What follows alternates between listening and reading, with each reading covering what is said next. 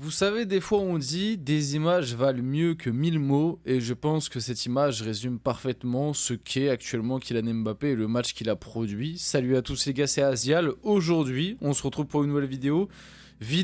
On va débriefer ce Liverpool-Real Madrid, on va revenir sur une image un petit peu plus sérieuse et le résultat. Victoire 2-0 de Liverpool, McAllister, Gakpo qui ont été buteurs. Un match prévisible. Un match prévisible pour plein de raisons, déjà par rapport aux dynamiques des deux équipes, au projet tactique, à la cohérence des deux équipes. Aussi, faut pas l'oublier, malgré tout, il y avait des absents côté Madrid, mais pour moi ça n'excuse pas tout, et ça n'excuse pas, pardon, la prestation qu'a livré le Real Madrid aujourd'hui. Et on va en reparler, même si côté Madrid, il y a 2-3 petites satisfactions, encore que, parce que t'as encore un Camavinga qui réalisait, je trouve, un bon match, qui malheureusement est sorti sur blessure. Mais voilà, un match à la Real, c'est-à-dire un match où t'as été dominé, où t'as un Courtois qui t'a fait pas mal d'arrêts.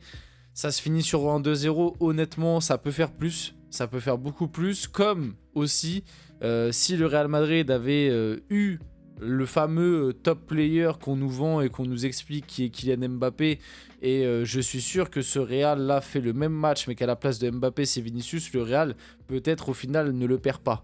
Parce que au final, quand tu vois la physionomie du match, c'était un match que le Real Madrid a déjà fait des milliers et des centaines de fois plutôt, on va pas abuser sur les milliers, mais des centaines de fois en Ligue des Champions, et notamment sur les années précédentes.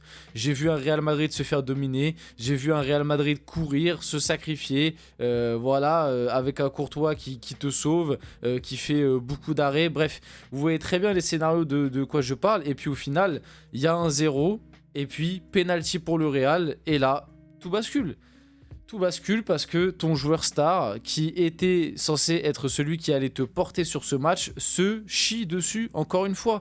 Et honnêtement, sur le match à débriefer, il n'y a même pas vraiment tant de choses que ça à dire, à part dire que Liverpool a pissé sur cette équipe, mais comme plein d'équipes ont pissé sur cette équipe sur les dernières années, sauf que sur les dernières années, t'avais de la personnalité, t'avais du leadership, t'avais des joueurs de haut niveau qui savait activer le mode Ligue des Champions. Je pense à Vinicius, je pense à Rodrigo, à Bellingham à des moments. Bref, chacun à leur tour, même un Brahim Diaz qui l'année dernière l'a fait face à Leipzig. Là, le problème, c'est qu'aujourd'hui, on l'a vu directement que tactiquement, tout a été construit pour faire qu'Mbappé soit la rampe de lancement. Celui justement plutôt qui allait être lancé par le reste de l'équipe. C'est-à-dire que on a eu un Real Madrid qui a défendu très bas, comme d'habitude, qui a souffert, qui s'est fait presser, qui s'est fait harceler. Liverpool aussi, on peut en parler. Bon, Liverpool, c'est très fort, mais on n'est pas étonné. Liverpool, c'est comme ça depuis le début de la saison. 5 matchs, 5 victoires en Ligue des Champions, c'est très solide. Bref, Liverpool a fait son match. Personnalité, Anfield, sacrée ambiance du côté d'Anfield, mais on l'a vu direct que Mbappé allait avoir un rôle capital puisque le Real a souffert et il fallait qu'Mbappé prenne la profondeur. Il fallait qu'Mbappé fasse mal en transition et c'était sur lui que se reposait le match. C'était lui, c'était pas que sur lui, mais c'était lui en tout cas la pièce principale, la pièce maîtresse pour que le Real puisse en tout cas aller chercher un résultat de ce match-là. Ça s'est vu que le match a été construit comme ça de la part d'Ancelotti.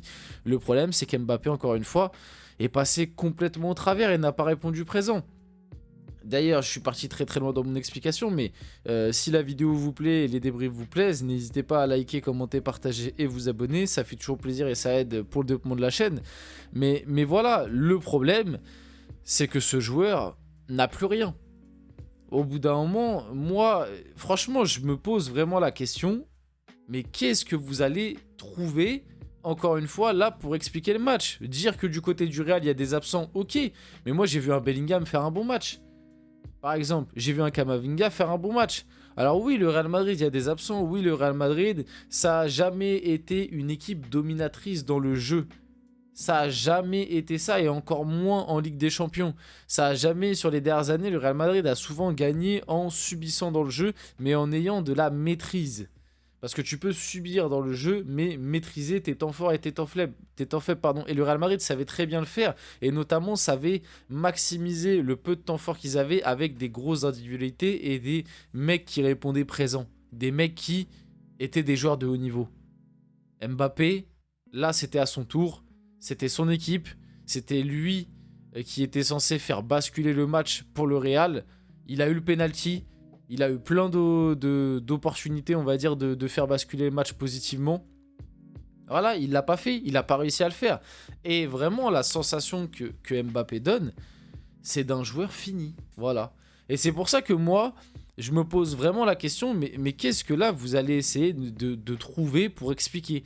Il était à gauche, il était dans un contexte favorable, face à Connor Bradley. Voilà, Connor Bradley, voilà. C'est-à-dire que là, Liverpool a même pas pris le risque de mettre Alexander-Arnold. Il était en 1 contre 1 face à Connor Bradley. Il s'est fait bouffer. Bouffer. Physiquement, dans physiquement, bah, la photo est parlante juste en face de vous. Là, la photo est hyper parlante. Il y a, pour moi, un moment dans le match qui est bascule. Parce que le début de match d'Mbappé, il est cata, comme le reste. Mais il y avait un petit peu de volonté. Tu sentais qu'il y avait un peu d'envie. J'ai envie de te dire encore heureux, mais comme il y a tellement rien à se mettre sous la dent avec Mbappé, dès que tu vois un petit peu d'envie, il faut en parler et le mettre en avant parce qu'on voit plus que ça. Tu vois rien d'autre sinon. Sinon, t'as rien d'autre à dire sur le match à part ça. Donc, sur les 15-20 premières minutes, au moins t'avais un petit peu d'envie. T'avais Mbappé qui essayait un peu, même si c'était raté. Perte de balle au bout de 2 minutes de jeu qui a failli donner un but, etc. Il s'est pris un tacle par Connor Bradley qui l'a séché. Un tacle où Connor Bradley prend la balle. Je pense que vous voyez très bien de l'action dans laquelle je parle. Il s'est pris un tacle de Connor Bradley, prend le ballon, mais il prend une secousse. Plus après, vraiment quasiment juste après, à 2-3 minutes d'intervalle, il se prend un coup d'épaule par Van Dijk qui donne cette photo et qui le détruit physiquement. Et après, à partir de là, c'est blackout. C'est fini. C'est fini. Et moi, vous voulez que je vous dise la vérité? Au moment, mais je pense que beaucoup de gens ont eu le même ressenti que moi parce que ça se voyait, au moment où il a pris le penalty, moi j'ai senti un mec qui a tiré avec la peur. Tu vois, pour reprendre sa phrase là qui disait pendant la Coupe du Monde 2022 à Guendouzi, tu tires avec la peur. Et bah là, pour moi, Mbappé, quand il a pris le ballon du penalty, il s'est chié dessus complètement. Il a tiré avec la peur. Il avait la boule au ventre. Et pourquoi, pour moi, il avait la boule au ventre, au-delà de la période compliquée par laquelle il traverse, c'est que, comme je viens de vous l'expliquer, pour moi, vers la 20-25e minute de jeu, il y a eu ces faits de jeu-là, où il s'est fait détruire physiquement en premier lieu par Bradley et après par Van Dijk. Et après, ça a été blackout, fini, plus rien, plus un appel, plus une différence, plus... Mais les gars, est-ce que vous avez vu les contrôles? Les contrôles! Mais parce que moi, je veux bien qu'on m'explique, ah, mentalement, c'est pas ouf, ah, il est un peu moins bien physiquement, donc pour prendre la profondeur, c'est plus compliqué, etc. Mais... oh, t'es footballeur professionnel. T'es censé être l'un des meilleurs joueurs du monde. En tout cas, tu as le salaire d'un des meilleurs joueurs du monde. Tu es arrivé le Real Madrid en tant que star. Tu n'arrives pas à faire des contrôles. Les contrôles d'Mbappé, c'est des contrôles, mais la balle, elle part à 3 mètres. La balle, elle part à 3 mètres sur tous ces contrôles. Et encore, moi, franchement, ça m'agace un peu. Mais moi, je suis supporter du Real ce soir. Mais là, Mbappé... il fait le match qu'il a fait là face à Liverpool l'année dernière face au PSG, mais je le déchire. Je le déchire. Et je pense qu'il va se faire déchirer. On va attendre d'ici demain, mais je pense que la presse, certains consultants, il va se faire déchirer. Et c'est légitime parce que là, pour moi, il est indéfendable. Il est indéfendable. Il y avait tout qui était fait pour qu'il brille. Tactiquement, c'était fait pour qu'il brille. C'était le seul devant, c'était le leader offensif, il n'y avait pas Vinicius, etc. Il fait un match pourri, et malgré tout, il a l'occasion de sauver son match par un penalty, et même ça, il n'y arrive plus. Là où l'année dernière, au PSG, il en a fait des tonnes, des matchs pourris, mais à chaque fois, il arrivait à sauver ses matchs par soit un petit tap-in, soit un petit penalty, et du coup, on n'avait pas le droit de le critiquer. Là, il n'y arrive même plus. Même ça, il n'y arrive plus à mettre des tap-ins, à mettre des pénaltys qui lui permettent de sauver un peu ses prestations.